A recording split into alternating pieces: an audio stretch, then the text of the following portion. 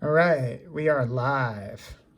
So today I'm going to go through the first set of practice problems for the final.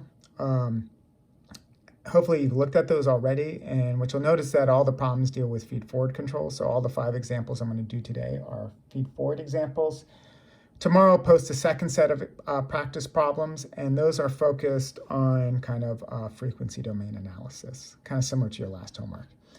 So anyway, we're asked to design a PI and feed-forward controller for this system, and we have y is equal to 3 all over s plus 2u, and then we have our disturbance transfer function minus 2 over s squared plus 3s plus 4 times d.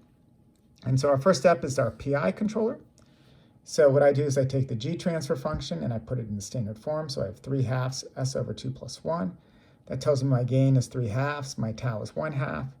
And then my controller gain is just 1 over k. So if it's 3 halves, then this becomes 2 thirds. And then my time constant of a half tells me that my integral time is also a half. Now my feed-forward controller is minus d of 0 divided by g of 0. So if I take d of 0, I'm going to get minus 2/4 or minus 1 half, but then I have a minus sign here, so that becomes a positive a half. And then here when I set my gain here is just 3 halves. And so put this all together, we get f is equal to 1/3. My closed loop set point transfer function, gc all over 1 plus gc, is equal to 1 over s over 2 plus 1. That's just by design. And we can just jump right there. And then my disturbance transfer function, so this is the combined effect of our feed forward and feedback controller. And so I have the gf part, right? So g times 1/3 becomes 1 over s all over 2. My disturbance transfer function is minus 2 over s squared plus 3s plus 4. And then I have the 1 over gc part, which is s over 2 all over s over 2 plus 1. Because I have this s in the numerator, right, we know we're going to be 0 at steady state. We also, if we look at s equals 0 here, so s equals 0 here is a half. S equals 0 here is minus a half, so this will also cancel out. So the feed-forward controller will also give us 0 steady state offset. So for the set point response, we have a first order response. We know the gain's 1, the time constant is a half, which is our 2/3 part. And now for the disturbance part, we have a first order transfer function, a first order transfer function, but then we also have a second order transfer function. So we have to look at the poles here to see if there's any oscillations. And so we're looking at s squared plus 3s plus 4 equal to 0. So our pole is minus 3 plus or minus 9 minus 16 all over 2, which becomes minus 3 plus or minus square root of minus 7 all over 2. So one of the things you can look at is if we think about the time constant here, right, it's just going to be 1 over 2. So it's going to be 2/3 here. Did I get that right? Yes. And then our time constant here is going to be a half. And so a half is faster than 2/3. So the up is going to be faster than the down. And so what you're going to get with this response is it's going to go up, and then it's going to come down and have kind of damped oscillations. I should note that this analysis doesn't always exactly work, right? Because sometimes the oscillations can kind of interfere. But in general, it kind of gives us a rough timescale argument to compare kind of the down part, the minus part, times the positive part. And in this case, this one's faster than this one, so we expect to go up before it goes down. So that's why it kind of goes up over here, and then we have our damped oscillations. And so that would be the solution for the first problem. The second problem is a level control problem using just feed-forward control. So here we have the height is 10 times dh dt, which is the flow rate in, minus 2 times the valve position times the height. You're told that steady state, or your steady state condition you want it to be, your set point is 10, your inlet flow rate is 2. So we can just set h bar equal to 10, f in bar equal to 2. And then if you kind of run through the calculations, you get v bar is equal to 1/2, right? So 2 times 20 divided by 10 is minus 2, so that'll give you kind of the steady state value. And then we can do our linearization because this is a nonlinear model because these two guys are multiplying each other. So when we linearize it, we get 10 dh prime dt is equal to f n prime minus 2 v bar h prime minus 2 h bar v prime. And then when we plug in the values, we get f n prime minus 1/5 h prime minus 20 v prime. And then if I put this in standard form, I get 50 dh prime dt plus h prime. I'm just multiplying both sides by 5, is equal to 5 Fn prime minus 100 V prime.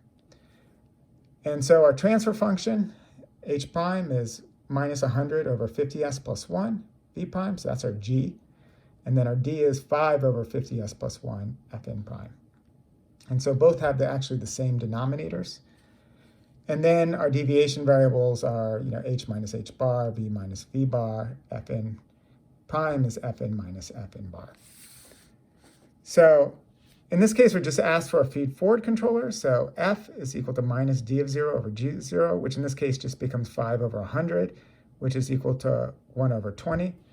Now, our closed-loop transfer function for just simply a feed-forward controller is y is equal to gf plus d times our disturbance, right? So there's no c in this problem. And again, our y is our h prime, and our d is our Fn prime. And if you calculate the numbers, gf plus d, you get minus 5 over 50s plus 1 plus 5 over 50s plus 1. And these two cancel out, so it's 0. So in this case, we actually have perfect feed-forward control, even though it's a steady-state feed-forward controller. And the reason why is because the denominator polynomials are the same. So we don't actually have any worry about dynamics because the input and the disturbance both hit the output using kind of the same dynamic response. And so then you're asked, we have an inlet flow rate change from 2 to 3, which tells us that our disturbance, Fn prime, is just basically 1 over s. And our steady state h is 10, but in this case, because our closed loop transfer function over here is 0, this means that there's actually no response. So the system perfectly stays at set points. There's no dynamics of it going up or down because it's just simply 0. So when this is equal to 0, it means the disturbance, Fn prime, has no effect on the output, h prime, and hence we have kind of our perfect feed-forward control. And so that's the solution for the second problem. All right, the third problem, and this one is a little bit kind of different because this is what's known as a kind of robustness analysis, and hopefully I'll explain this right.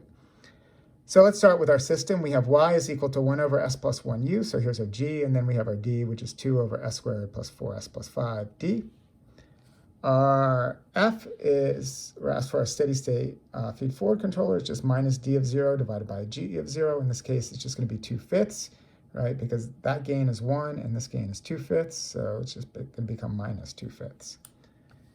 And then if we look at gf plus d, we're going to have minus 2/5 over s plus 1 plus 2 over s squared plus 4s plus 5. And then when we want to look at the dynamics, here we got to look at the poles. And so we have s squared plus 4s plus 5 is equal to 0. And then our pole is minus 4 plus or minus square root of 16 minus 20 over 2. And that simplifies to minus 4 plus or minus square root of minus 4 over 2, or minus 2 plus or minus 2j, right, in imaginary terms. So one of the key things with this, when we do kind of our scaling argument, so we have the up and the down, this corresponds to a time constant of 1/2, so it's going to be a little bit faster. And this one, of course, up here is a time constant of 1. So the up's going to go faster than the down part. And so when we look at the response, right, so we have imaginary poles, so that tells us we're going to have a damped oscillations through this contribution. But the other thing, and so the response in this case is going to go up, and we're going to have damp oscillations go to 0. We know it goes to 0 because we have gf plus d evaluated at s equals 0 is equal to 0. So if we look at s equals to 0, this becomes minus 2/5, and this becomes positive 2/5. So those two cancel out. And so we know the system will be 0 at steady state. So now you're asked the question, what happens? So you design this feed-forward controller based on this transfer function 1 over s plus 1. What happens if the actual process is described more accurate by the transfer function 2 over s plus 1? So basically, this is an example where you used a wrong model to design the controller. So if we use this g, we get a different feed-forward controller than if we use this g all over here. And so here we have the case where our new g is 2 over s plus 1, and our feed-forward controller is still the same as minus 2 all over 5. So this is actually the real process. So another way to think about it is maybe you initially designed a controller for your system and it had a gain of 1, But then due to, say, process changes, the gain changes to 2, and you're interested in understanding whether that feed-forward controller will still work. And so typically in control design, we look at how sensitive is the control design to the model, because no model is perfect, and you want to have some kind of flexibility with your controller so that if the model's not 100% correct, the controller will still work. But as we'll see with feed-forward control, you actually need a perfect model. So here, if we look at GF plus D, we get minus 4/5 all over S plus 1 plus 2 over S squared plus 4S plus 5. And if we look at kind of the steady state value of this, GF plus D at S equals 0, that becomes minus 4/5 plus 2/5. And that tells us that our actually steady state value here is minus 2/5. So it's no longer 0. And so in this case, if you look at kind of a unit disturbance step response, it's going to go up, but then it's actually going to drop down to minus 2/5 and kind of oscillate there and decay away. So rather than going to 0, which would be offset free here we actually have offset. So this kind of gap right here tells us we're going to have offset. And that's because we used the wrong model to design the controller. So one of the questions is what happens if we added PI to this example?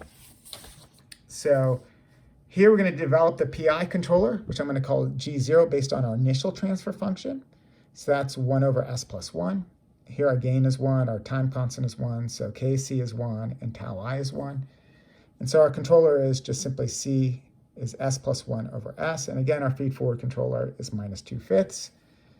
If I look at GC all over 1 plus GC, I have my G term here, which is 2 over S plus 1. I have my C term, and then my G and my C. Here I actually went through the math because this C and this C and this G down here are not designed for one another, so sometimes the math doesn't cancel out as well as you would expect. In this case, it kind of clears out because the S plus 1 and the S plus 1 terms cancel out, and basically this comes down to 1 over S over 2 plus 1, which tells us that we're not going to have any offset with regards to kind of the set point response. So in general, a controller is pretty robust to the model, particularly feedback controllers. So even if you don't have a perfect model, the controller will still do a reasonably good job on the process. And this is why we use feedback much more than we use feed forward, because feedback gives you some flexibility. Likewise, if we do the GF plus D all over 1 GC, so here's our GF, here's our D, and then our 1 over 1 plus GC part becomes S over 2 times S over 2 plus 1. You can kind of jump from here to here, know that, but actually kind of separately, I actually went through the math because I didn't totally trust it, and it actually does work out in this case. So one of the things we want to do, since we have a negative and a positive, we want to compare time constants. So previously we figured out that, the poles were minus 2 plus or minus j, so this time constant is a half, and this time constant over here is 1, so this one's going to be faster than this one. And why did I draw it like that?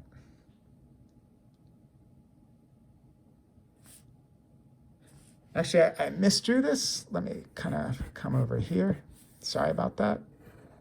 So knowing that our up is faster than our down, basically what's going to happen is we're going to have kind of damped oscillations. We're going to come up, and then we're going to kind of have our damped oscillations going away. We know there's going to be no offset, so even though when s equals 0, these two transfer functions don't cancel out, that we now have this s in the numerator guarantees us we're going to go to 0 at steady state as t goes to infinity. So we're going to kind of finish out, and here are kind of our damped oscillations for the process. And so that would be the solution for the third problem. Apologize about that mistake. So next one is problem number 4. So this is kind of more like the classic problem. So here we have y is 5 over 4s plus 1, and our d is minus 2 all over 4s squared plus s plus 1.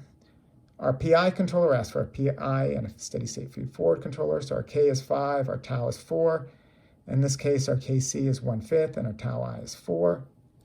And then our f, which is minus d0 over g0 in this case, is just 2/5, right? Because we have 5 for that gain, and we have minus 2 for the top one, and minus it becomes 2/5. Once again, GC over 1 plus GC is equal to 1 over 4s plus 1. And then our GF plus D all over 1 plus GC We have our GF, which is our 2 over 4s plus 1, and then we have our minus 2 over 4s squared plus s plus 1. And then we have a 1 over GC, which is 4s over 4s plus 1. Because we have the s in the numerator, we know this is going to go to 0 at steady state.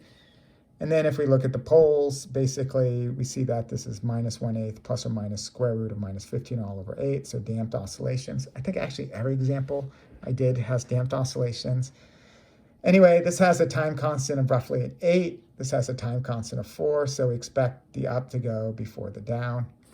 And so once again, we have our set point response goes to 1, time constant of 4, and then our disturbance response, we're going to have kind of the damped oscillations. I wouldn't worry too much if you get confused about the up versus the down. This is kind of actually a minor part. The main thing to know is you're going to go to 0 and that you're going to have oscillations when you go to 0 in this kind of example. And so that's what I'm most concerned about you guys getting on the exam. So last question. It's kind of again, the standard problem. We have our transfer function, 5 over 5s plus 1u plus 4 over 2s plus 1d. Based on the g, k is equal to 5, tau is equal to 5, which tells us that kc is 1/5, tau I is 5. Our steady state feed forward controller, minus d of 0 over g of 0, which in this case is minus 4/5. gc over 1 plus gc is 1 over 5s plus 1 by design. And then our gf plus d all over 1 plus gc is minus 4 over 5s plus 1. That's the gf part. And then our d is 4 over 2s plus 1. I guess this one doesn't have oscillations. But here, again, the 4, minus 4 and the 4 will cancel out. And then we also have a 5 in the numerator here, so that'll cancel out. So that'll drive the solution to 0 at times equals infinity, and so will the feed forward controller. Here, the up part is faster than the down part, because here we have a time constant of 2. Here we have a time constant of 5. These kind of problems I do expect you to get, especially with first order systems. But anyway, when we draw it out, our set point response, we're going to 1, and then our time constant is 5. And then for our disturbance response, it's going to go up and then kind of come back down, right? Because the up part is faster than the down part. And that's basically it. I don't care necessarily in these other problems if you get exactly this time, what's this peak value? I don't actually have a good sense. It's going to be somewhere, probably around 10, right? Because we have two transfer functions being multiplied by one another, or maybe 7, between 7 and 10 would be my guess. But, I'm not too concerned that you guys get that time exactly right. And then the ones with the oscillations, it's just really difficult to do. So with that, I'm going to stop. Again, if you have questions, post them on YouTube or post them on Piazza, and I'll try to do my best to answer them. As I mentioned, tomorrow I'll post a second set of practice problems on frequency domain analysis. So it'll probably be about 4 problems. And that's it. So anyway, stay safe, and you'll have another video pretty soon. All right, bye.